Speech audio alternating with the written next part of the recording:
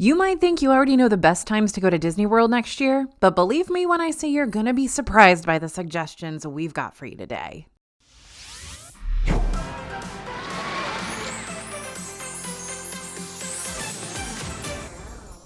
Hey everybody, it's AJ for Disney Food Blog, and y'all, are you excited for 2025 to get here? Because I don't know about you, but 2024 has been a doozy for me, and I'll happily welcome 2025 with open arms, just as long as it promises to be nice in return. Now, some of y'all might be super excited for this upcoming year because this is when you're finally going to take that big Disney World trip you've been saving for. But before you can decide on flights and hotels and parks and dining reservations, you got to start at square one, which is when you should actually plan your Disney World trip for. And that's exactly what our goal is today, to help you narrow down your options and pinpoint the best fit for your future vacation. Okay, a great time to go to Disney World is going to be after the hype dies down. We've got new things coming into the Disney World scene next year, and if you want to prioritize a trip around any particular one of them, then you're going to want to do something that I'm not great at doing myself: practicing patience. Wow, great way to start off a video, AJ. Really loving this. So just stick with me, okay? I'll make it make sense.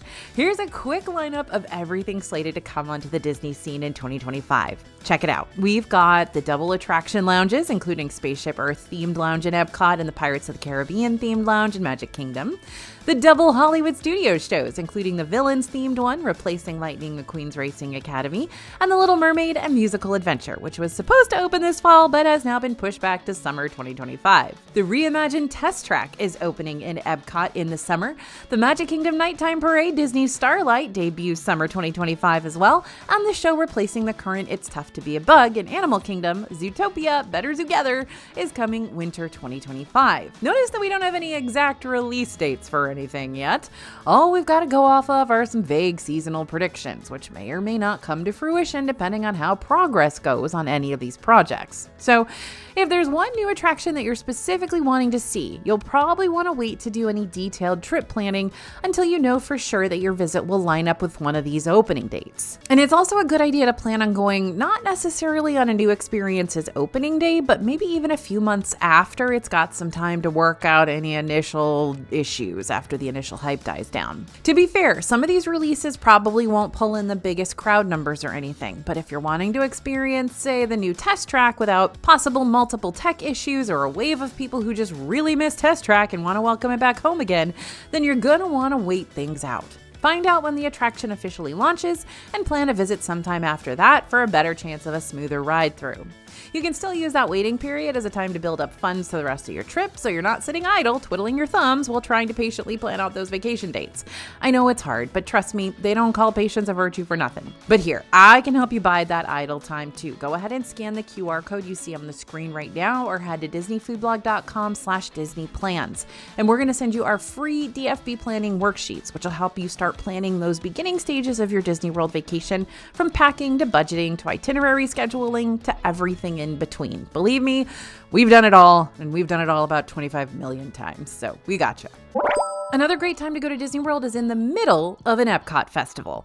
The first day of a new Epcot Festival is the best of times, the worst of times. It's the best of times because it's exciting. It's a fest you've been waiting for, and it's finally returned, and it's got new food and new talent, as well as classic popular offerings from festivals past.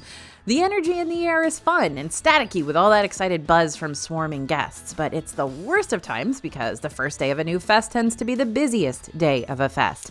That means long lines for food booths, as well as a higher chance of having to use a trash can as a tabletop since the outdoor tables get swarmed.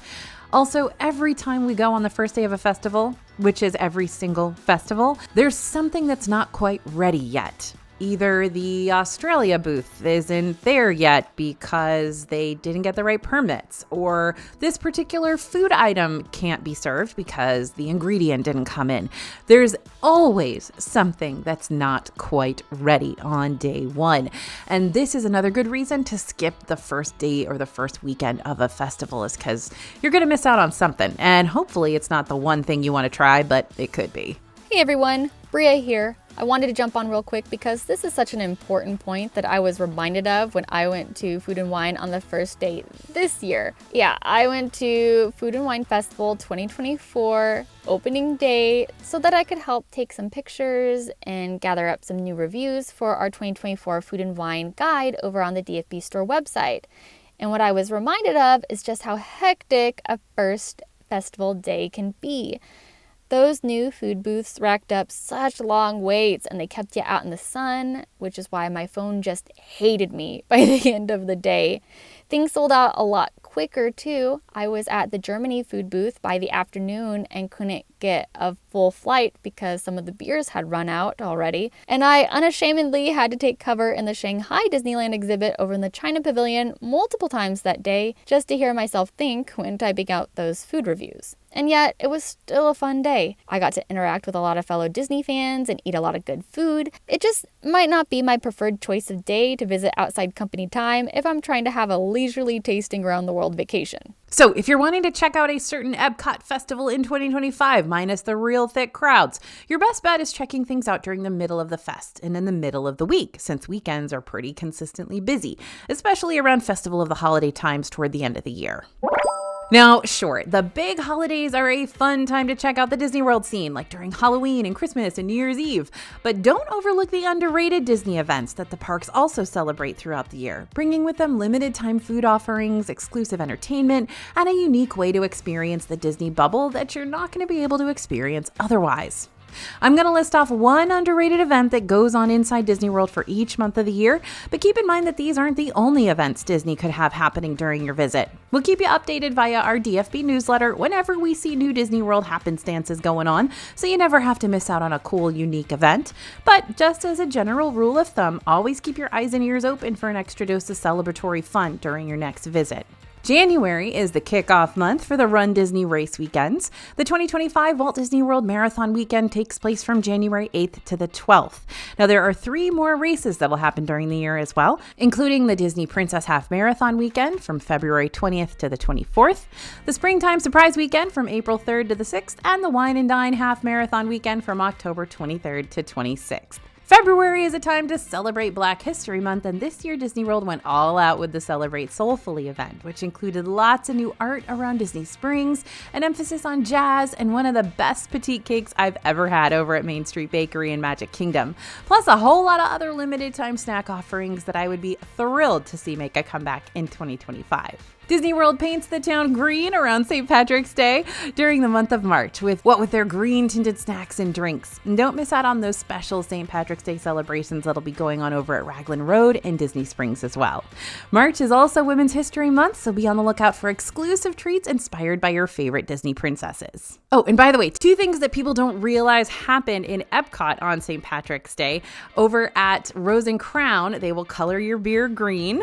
And over at the France Pavilion, if you get one of the Grey Goose lemon slushies, they will make that green for you too. They don't advertise this, it just happens, and it's so much fun. April 26th and 27th will be Dapper Days, which is an unofficial event organized by a third-party organization that encourages guests to step back in time and wear their best vintage attire, or maybe even vintage-inspired attire with a more modern twist and some extra Disney flair.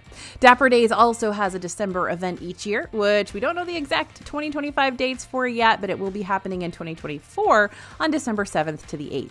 And make sure to pay a visit to Animal Kingdom if you're visiting Disney World during the month of April too. Not only is April 22nd going to be Animal Kingdom's birthday, but that's also Earth Day. So Animal Kingdom will be in full swing when it comes to the celebrations through rare meet and greets, limited time treats, and exclusive merchandise. Pride Month throughout June means lots of colorful eats and drinks and artsy picture ops aplenty. From July and until the middle of August, Disney Springs celebrates their Flavors of Florida event, which showcases limited time dishes, drinks, and culinary events where guests can sign up for free demonstrations from the various chefs behind hit Disney Springs restaurants. This year, we got to see demos from the masterminds behind restaurants like Morimoto Asia, Wolfgang Puck Bar and Grill, Eat by Manit Shawan, and several others too.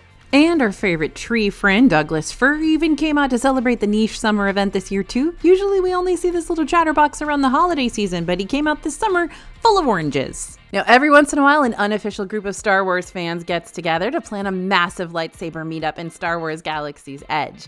Fans organize these meets via Discord and social media sites, planning an outing which encourages those participating to bring their lightsabers, dress up in Star Wars cosplay and Star Wars Disney bounds, and prepare for an evening of just geeking out and having a good time. These groups coordinate with Disney in advance to bring these lightsaber meetups to life, which is really cool because that means Disney will play along and bring out characters as well as help lead the lighting of the lightsabers once the sun sets. The last lightsaber meetup in 2024 happened in August, but if you want to keep tabs of when this is going to happen in 2025, you can get more details from the Star Wars Galaxy's Edge Discord group.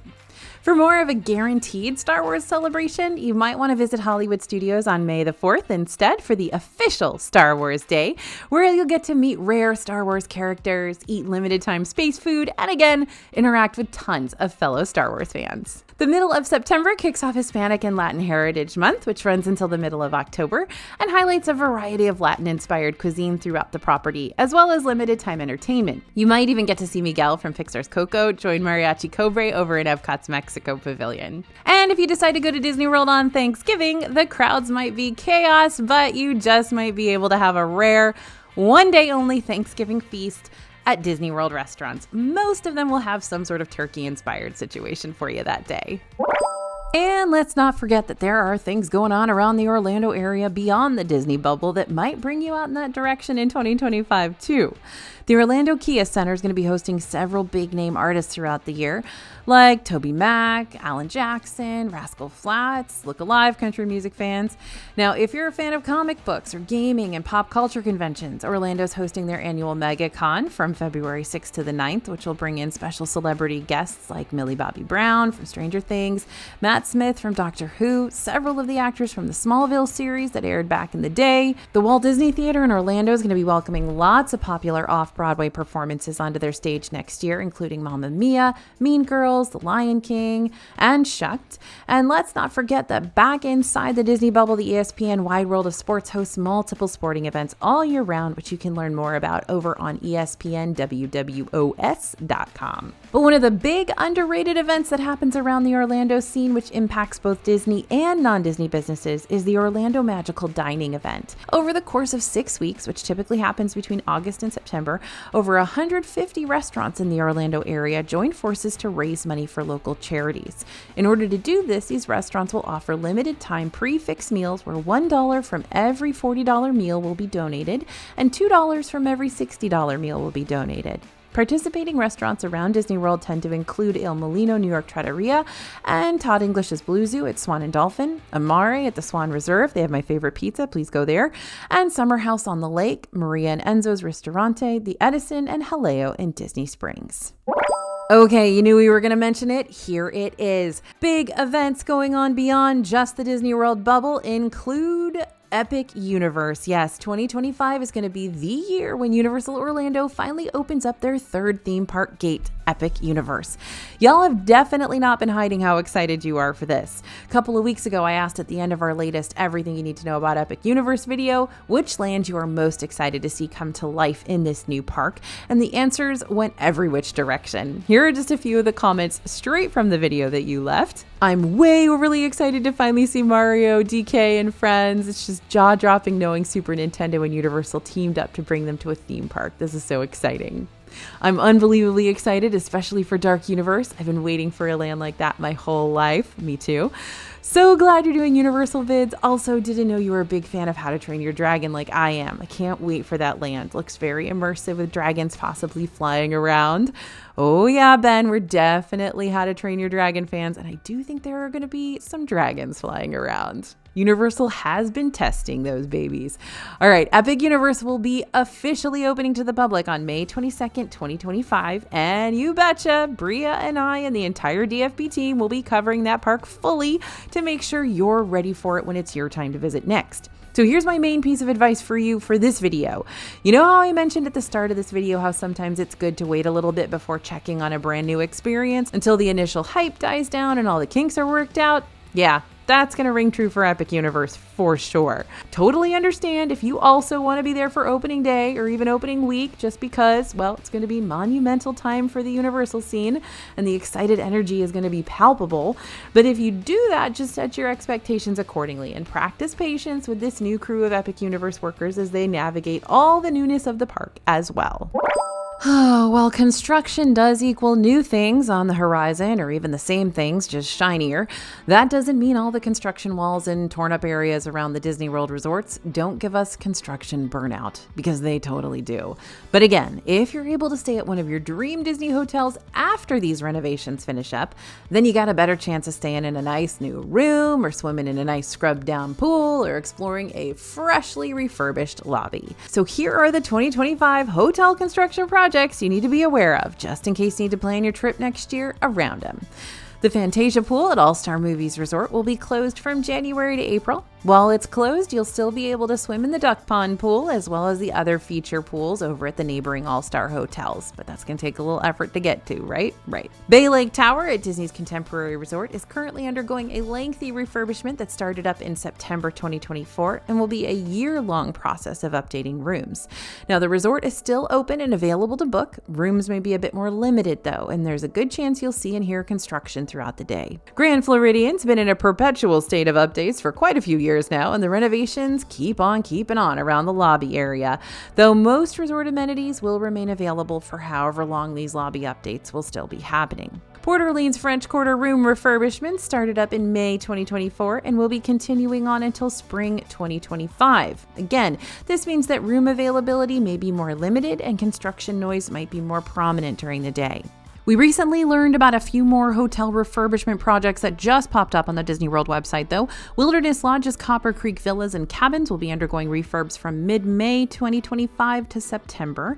Port Orleans Riverside will start renovations on their guest rooms in the Magnolia Bend section around April 2025, but won't fully finish up on the construction in this area until January 2026. And Pop Century is also going to be undergoing guest room refurbs starting in late March, which will last until February 2026. Again, doesn't mean these resorts won't be available, you just might see and hear a lot more construction work during the day. And here's the big one. From January to June, Stormalong Bay and Shipwreck Pool will be closed at Disney's Yacht and Beach Club. You already know it, but I'm reminding you. And while we're thankful for the routine maintenance, I wouldn't blame y'all if you waited to book your vacation stays here until the second half of the year, when you can guarantee that this massive feature pool will be up and open again. If you time your Disney World visit just right, there's a way for you to experience both Halloween and Christmas during the exact same trip. Here, let me show you an example from just recently. In 2024, Mickey's Not So Scary Halloween Party in Magic Kingdom wrapped up with its last event on October 31st. And Mickey's Very Merry Christmas Party, also in Magic Kingdom, started up on November 8th. So someone who flew into Orlando to kick off their vacation on that Thursday in October for Not So Scary could have technically bookended their trip for the Very Merry Christmas Party that following Friday. But even if your vacation doesn't last that long in 2025, where you could start and end with different holiday parties, right after the Halloween festivities come to a close, Disney's pretty quick about shifting over into holiday mode, so you could still technically go to that very last Halloween party in 2025, and on the day immediately after, dive into some exclusive Christmas treats. I'm sorry, what? Since when do we ever promote visiting Disney World around busier times of year? Well, since now. In past videos, we've been known to warn you of the crowd levels that spike up during the summer season. And I'm not here to tell you those crowds are just gonna disappear completely next summer, but I'm also not gonna completely dissuade you from planning your trip during this time of year when it might be way more convenient for your family. Crowds are intense, and so is the sun. But with those heightened crowd levels also come some additional perks you might not experience when the crowds die down around the beginning of the year or once back to school season is in session. For example, more restaurants tend to be open around the parks, which could mean seasonally operated windows like Epcot's Pizza Al Taglio are more likely going to be serving up their thick Sicilian slices on the go. While construction might still be ongoing in some areas, the thick of Disney's construction and renovations tend to happen at the start of the year, meaning you're more than likely going to see more areas around the resorts and parks up and running and good as new again. And real good news for all you summertime travelers, Disney's theme parks tend to have longer hours during those busier summer seasons too, just to give you more time to hit the rides and attractions when the lines are getting lengthier than usual.